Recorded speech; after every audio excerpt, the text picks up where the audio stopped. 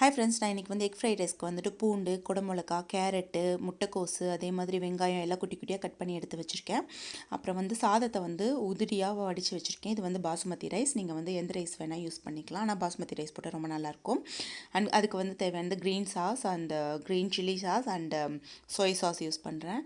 அதுக்கப்புறமா வந்துட்டு ஒரு வோக்கில் வந்துட்டு கொஞ்சம் நான் வந்து இதுக்கு வந்து நான் நல்லெண்ணெய் யூஸ் பண்ணுறேன். நார்மலி வந்துட்டு சைனீஸு இவங்க கொரியன்ஸ்லாம் பார்த்திங்கன்னா அவங்க நல்லெண்ணெய் யூஸ் பண்ணி செய்வாங்க, ரொம்ப நல்லாயிருக்கும்.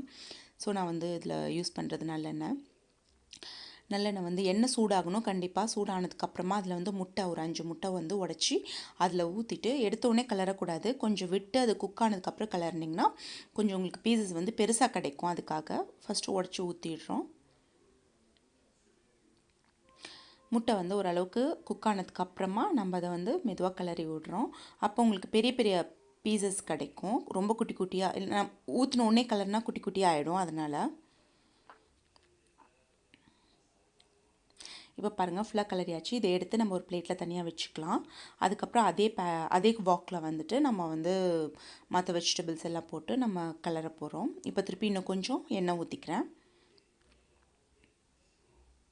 இப்போ எண்ணெய் வந்து சூடானதுக்கப்புறமா அதில் வந்து பூண்டு நல்லா குட்டி குட்டியாக சாப் பண்ணி வச்ச பூண்டு போடுறேன். பூண்டு வந்து கொஞ்சம் நல்லா முருகிற அளவுக்கு விட்டிங்கன்னா நல்லா டேஸ்ட் நல்லாயிருக்கும்.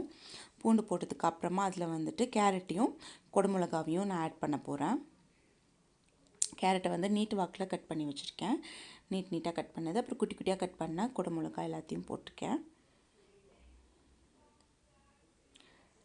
இது வந்து ரொம்ப குக் பண்ணணுன்னு அவசியம் கிடையாது. ஒரு 2-3 நிமிஷம் நீங்கள் கிளறினீங்கன்னா போதும். ஏன்னா வந்து ஃப்ரைட் ரைஸ்க்கு வந்து ஒரு ஹாஃப் குக் இருந்தால் போதும். அரை வேக்காடாக இருந்தாவே போதும்.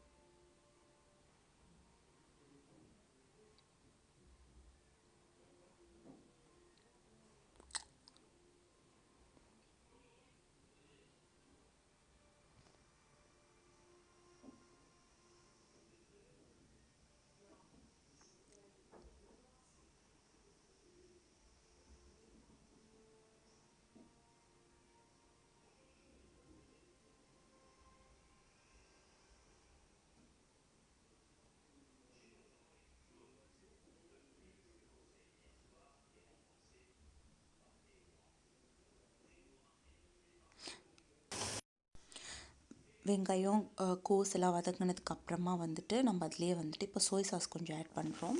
ஒரு 1.5 டேபிள் ஸ்பூன் அளவுக்கான சோயா சாஸ். அதுக்கப்புறம் க்ரீன் சில்லி சாஸ் அது கொஞ்சம் ஆட் பண்ணுறோம். காரம் நமக்கு எவ்வளோ தேவையோ அதுக்கு தகுந்த க்ரீன் சில்லி சாஸ் ஆட் பண்ணுறேன். அதுக்கப்புறம் அது வந்து நல்லா ஒரு 50 செகண்ட்ஸ் ஆர் 1 மினிட் நல்லா மிக்ஸ் பண்ணிவிட்டு எல்லாம். அதுக்கப்புறம் நம்ம வடித்து வச்சுருக்கிற சாதத்தை வந்து உதிரியாக கொட்டணும். அப்படியே கொட்டிடக்கூடாது. கொஞ்சம் உதுத்த மாதிரி கொட்டினா இதாக இருக்கும். நம்ம முட்டை இப்போ ஆட் பண்ணுறோம். முட்டை ஃபஸ்ட்டே வந்து ஃப்ரை பண்ணி வச்சுருக்கிற முட்டை ஆட் பண்ணுறோம். அதுக்கப்புறம் இப்போ சாதம் ஆட் பண்ணிக்கலாம். இந்த மாதிரி கொஞ்சம் உடச்சி விட்டு ஆட் பண்ணணும். அப்போ தான் உதிரியாக வரும்.